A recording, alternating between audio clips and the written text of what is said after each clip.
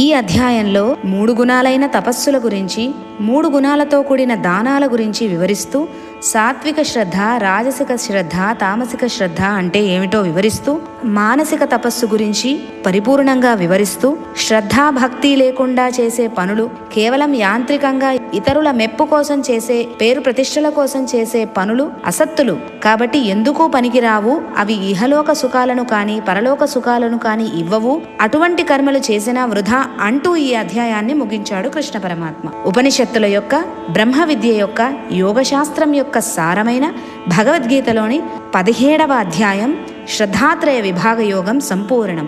ఓం తత్సదితి శ్రీమద్భగవద్గీతాసు ఉపనిషత్సు బ్రహ్మ విద్యాయాం యోగశాస్త్రే శ్రీకృష్ణార్జున సంవాదే శ్రద్ధాత్రయ విభాగ యోగో నామ 17ోऽధ్యాయः.